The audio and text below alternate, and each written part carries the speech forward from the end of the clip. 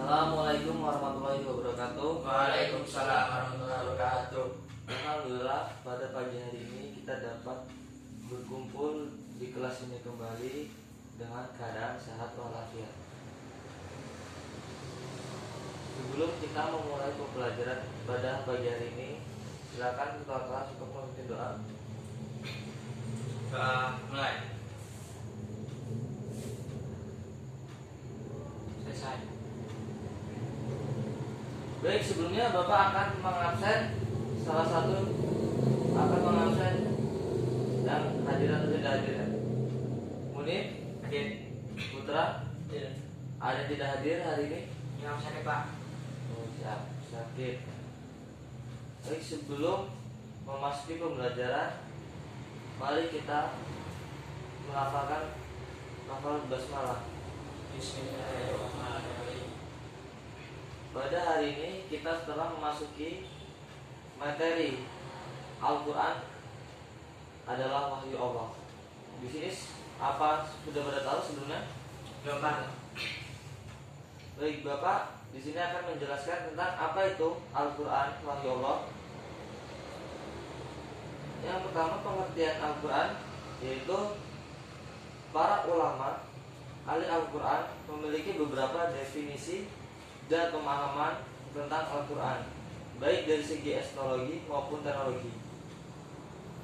Adapun yang pertama, menurut Al-Lian, Quran adalah bentuk kata benda inti masdar dari kata kerja yang artinya membaca. Yang kedua yaitu menurut Al-Asy'ari, kata Quran berasal dari lafaz yang artinya menggabungkan suatu dengan lain. Kata ini lalu dijadikan sebagai nama kumpulan wahyu yang diturunkan kepada Nabi Muhammad SAW. Yang berikutnya yaitu menurut Al-Farab, asal kata Al-Quran adalah yang merupakan bentuk jamak dari kata yang berarti petunjuk atau indikator.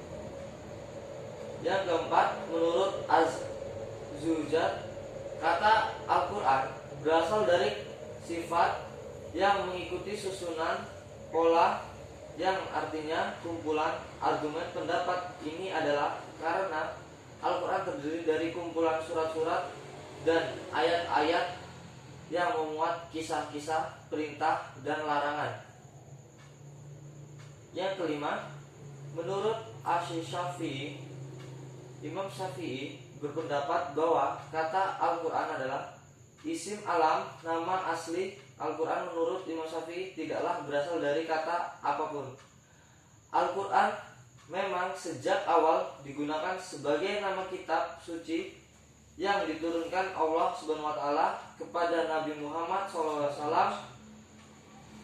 Al-Quran memang nama khusus yang diberikan oleh Allah, seperti juga nama-nama kitab suci terdahulu seperti Zabur, Taurat, dan Injil. Abu Subah menganggap bahwa pendapat Al-Lian adalah pendapat paling tepat. Memang pendapat Al-Lian adalah pendapat yang paling masyhur, sedangkan perbedaan pendapat tentang definisi Al-Quran disebabkan adanya perbedaan sudut pandang dan perbedaan dalam menyebut unsur atau sifatnya. Beberapa pendapat ulama mengenai definisi Al-Quran secara teknologi itu ada di antara lainnya sebagai yang pertama, menurut Syekh Muhammad Qadir dalam kitab Tarikh Akhir Islam, Syekh Muhammad Qadir Bek mendefinisikan Al-Quran sebagai Al-Quran ialah lafaz firman Allah yang berbahasa Arab yang diturunkan kepada Nabi Muhammad SAW untuk dipahami isinya dan selalu diingat, yang disampaikan dengan cara mutawil yang ditulis dalam mushaf yang dimulai dengan surat Al-Fatihah dan diakhiri surat An-Nas. Yang berikutnya menurut Subaki Saleh, Al-Quran adalah kitab Allah yang mengandung mukjizat yang diturunkan kepada Nabi Muhammad SAW yang ditulis dalam mushaf-mushaf yang disampaikan secara mutakhir dan bernilai ibadah membacanya. Dan menurut Abdul, kitab Al-Quran bacaan yang tertulis dalam mushaf-mushaf yang terpilar di dalam dada hati orang-orang yang menjaga dengan melafalkan, yakni orang-orang Islam. Dari ketiga pendapat dan bersimpulan beberapa unsur pengertian Al-Quran. Yang pertama, Al-Quran adalah firman atau kalam Allah. Yang kedua, Al-Quran terdiri dari lafaz berbahasa Arab. Yang ketiga, Al-Quran diturunkan kepada Nabi Muhammad SAW. Yang keempat, Al-Quran merupakan kitab Allah SWT yang mengandung mukjizat bagi Nabi Muhammad SAW yang diturunkan melalui perantara malaikat Jibril. Yang kelima, Al-Quran disampaikan dengan cara mutawir berkesinambungan.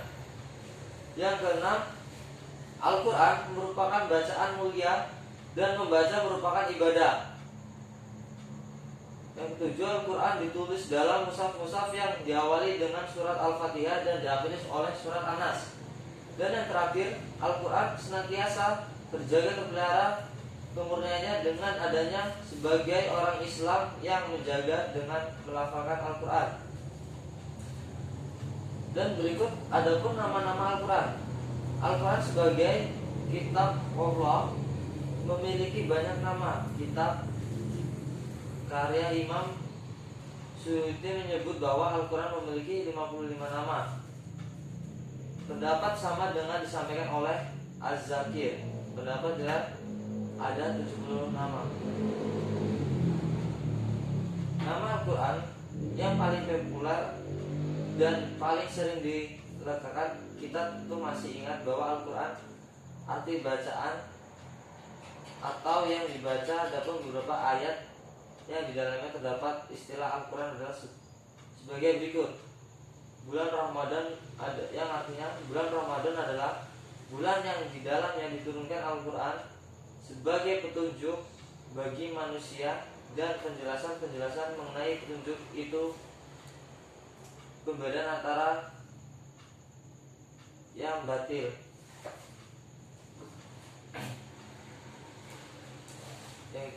Yang kedua, Alkitab. Al-Quran sering disebut sebagai Alkitab atau Kitab Allah, artinya kitab suci Allah. Alkitab juga bisa diartikan yang tertulis dalil dari penanaman. Ini antara lain terdapat pada surat Al-Baqarah ayat 2 yang artinya kitab Al-Quran ini tidak ada keraguan padanya, petunjuk bagi mereka yang berdakwah.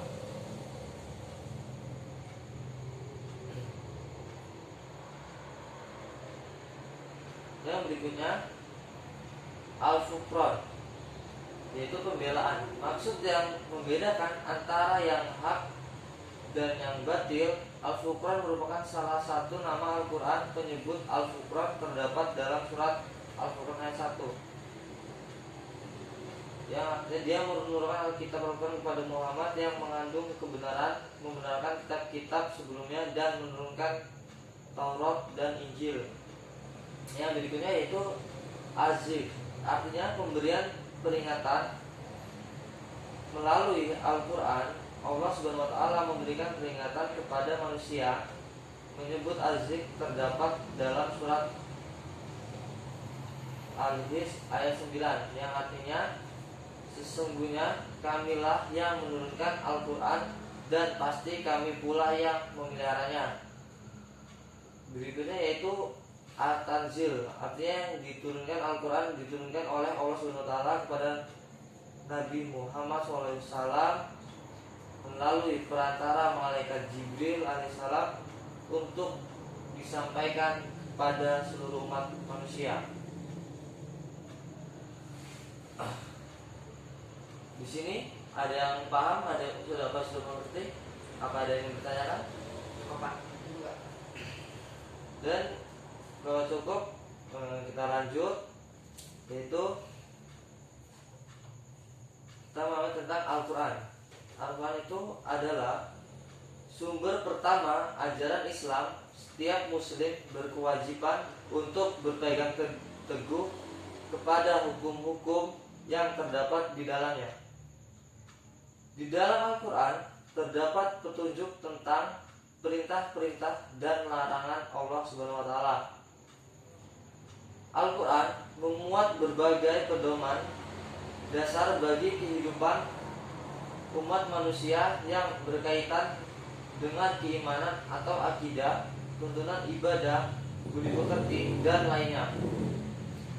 Akidah adalah ketetapan yang berkaitan dengan iman kepada Allah Subhanahu wa taala, para malaikat, kitab-kitab, para rasul, hari akhir, serta qada dan qadar, atau kehendak dan ketentuan Allah. Al-Quran juga berisikan tuntunan yang berkaitan dengan ibadah, yakni sholat, puasa, zakat, dan haji. Sebagai kitab tuntunan hidup bagi setiap umat Islam, Al-Quran mengandung tuntunan hidup. Hendaklah setiap muslim dapat menjalani kehidupan menurut tuntunan Al-Quran, yakni dengan menerapkan budi pekerti dan etika dan dilandasi keimanan kepada Allah Subhanahu wa taala. Umat Islam diwajibkan untuk menjalani kehidupan sesuai tuntunan Al-Quran, baik dalam kesendiriannya maupun di tengah-tengah pergaulan bermasyarakat. Baik masyarakat yang homogen maupun heterogen berpikir, bersikap, dan bertindak menurut tuntunan Al-Quran.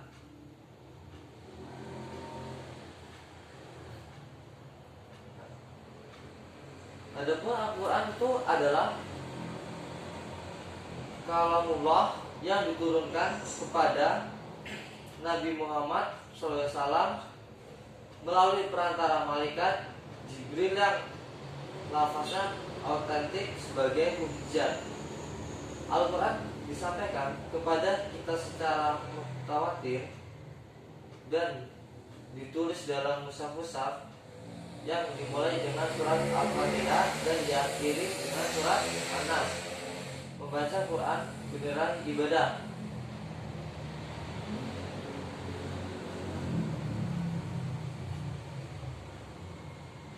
Baik, dari sini apa yang udah paham? Itu adalah berikut yang Bapak jelaskan pada hari ini, materi tentang Al-Quran adalah wahyu dari Allah. Nah, nanti setelah Bapak jelaskan ini, Bapak akan beri tugas semuanya untuk tugas bimbel masing-masing. Nanti jika ada yang belum paham, bisa sharing, bisa nanya Bapak melalui nanti ketemu Bapak di kantor atau jika jam pelajaran sudah habis bisa nanya Bapak langsung, nanti ketemu Bapak di mana. Di sini silakan kalian ditulis dulu tugas kalian untuk di rumah. Besok minggu depan tugas itu dikumpul kembali. Tulis yang pertama, jelaskan tentang definisi Al-Quran yang Anda pahami dalam pembahasan di atas. Sudah? Ya. Yang kedua, mengapa Al-Quran harus menjadi pedoman hidup setiap muslim? Dan yang ketiga, bagaimana menurut Anda supaya mendapatkan petunjuk dari Al-Quran? Yang keempat, tulislah pendapat tentang nama-nama Al-Quran. Sudah semua? Ya. Nah, baik. Ini materi kita sudah kelar. Besok kita akan lanjut ke bab berikutnya, ke bab 2. Sebelum kita mengakhiri pelajaran pertemuan pada hari ini, mari kita akhiri dengan membaca lafaz hamdalah. Baik, Bapak akhiri. Wassalamualaikum warahmatullahi wabarakatuh. Waalaikumsalam.